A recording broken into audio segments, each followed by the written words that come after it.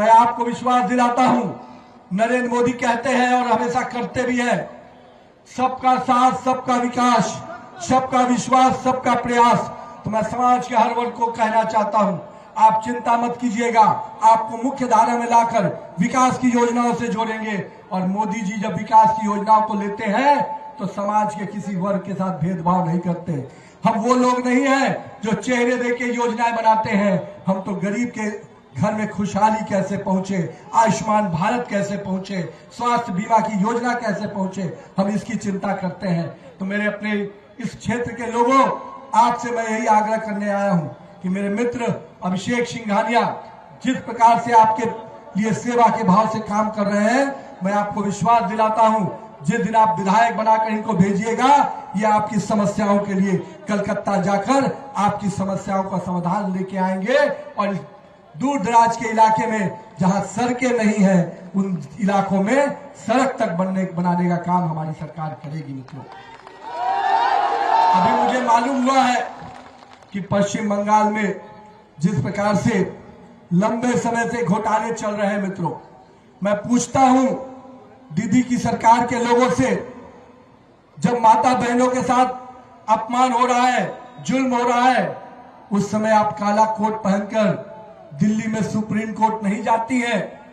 लेकिन जब बांग्लादेशी घुसपैठियों को न्याय दिलाने की बात आती है, उनका नाम वोटर लिस्ट से कटता है, तो काला कोट पहनकर दिल्ली के सुप्रीम कोर्ट में जाती है और आवाज लगाती है कि इनको न्याय मिलना चाहिए। मैं पूछता हूं कि पश्चिम बंगाल की माता बहनों को जब अपमान हुआ था, उस दिन आपने क्यों नहीं कोर्ट के दरवाजे खटखटाए, उस दिन न्याय दिलाने के लिए क्यों नहीं आगे बढ़ी? और आज जिस प्रकार से बड़े बड़े उनके घोटाले नजर आ रहे हैं, चाहे वो शारदा घोटाला हो, नारदा घोटाला हो, शिक्षक भर्ती का घोटाला हो, एसएससी का घोटाला हो, और मुझे तो मालूम हुआ है कई मंत्री उनके जेल में हैं और जेल का सफर काट के आए हैं। आप चिंता मत कीजिएगा, बिहार में जिसने भ्रष्टाचार किया वो जेल के अंदर है, और जेल के अंदर बेल पर भी आता है तो फिर जेल में चला जाता है। यहां पर भी जो भी मेरे पश्चिम बंगाल के लोगों का हक मारा है, वैसे घोटाला भ्रष्टाचारियों को जेल भेजने का काम हमारी सरकार करेगी। मित्रों, मैं आप सबको, बंगाल के युवाओं को भरोसा दिलाता हूं, आपके लिए रोजगार की चिंता हमारी सरकार करेगी। माता बहनों को उनको सुरक्षा का भरोसा दिलाता हूं, और मेरे किसान भाइयों को आपके आय में कैसे बढ़ोतरी हो, इसकी चिंता हमारी सरकार करेगी। मित्रों, आज यहां पर मुझे मालूम है बंगाल में भाईपो कट चलता है, भाईपो का वसूली चलती है।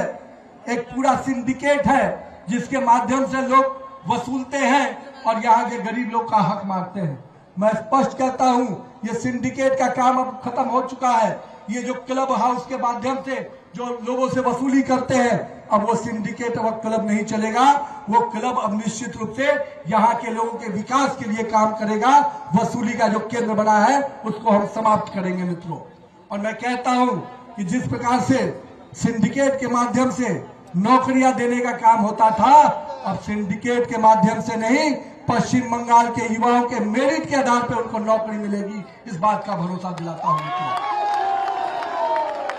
साथ ही साथ ये जो इलाके हैं, जो बहुत ही उपजाऊ धरती है, मेहनत किसानों के लिए जानी जाती है, और इस इलाके में जो सांप्रदायिक तनाव, हिंसा करने वाले लोग, उनको भी मैं स्पष्ट कहता हूं, चुनाव का समय जरूर है, पर आप याद रखिएगा, पूरी क्षेत्र में पूरी तरह से प्रशासन को चेता दिया गया है कि अगर हमारे लोगों को परेशान करने का काम करेगा, हमारे लोगों को तंग करने का काम करेगा, तो 4 मई के बाद एक एक लोगों से हिसाब लिया जाएगा, किसी को नहीं बख्शेंगे। इसलिए मित्रों, वो दिन अब चला जाएगा जब हमारे पूजा के, पाठ के, हमारे पर्व त्योहार में अशांति फैलाने वाले लोग, उनको भी मैं कहता हूं, अब हमारे पर्व त्योहार में अब आप अशांति नहीं फैला पाएंगे।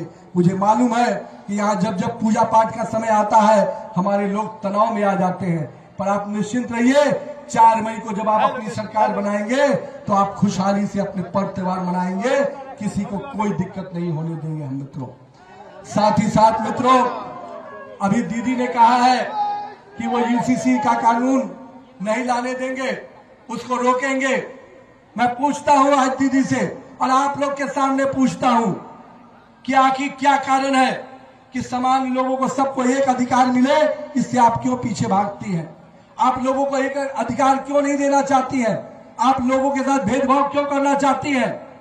और मैं आपके सामने विश्वास दिलाता हूं, जिस दिन भाजपा की सरकार बनेगी, हर व्यक्ति को समान अधिकार वाला कानून हम लेके आएंगे और सबको समान अधिकार मिलेगा, सबको पूरा अधिकार मिलेगा। इसलिए हमारी सरकार ने अपने मैनिफेस्टो में, अपने संकल्प पत्र में वादा किया है कि जिस दिन पश्चिम बंगाल में हमारी सरकार बनेगी, 1 करोड़ युवाओं को रोजगार देने का वादा हमारी सरकार ने किया है। और इतनी नौकरियां ट्रांसपेरेंट तरीके से होंगी।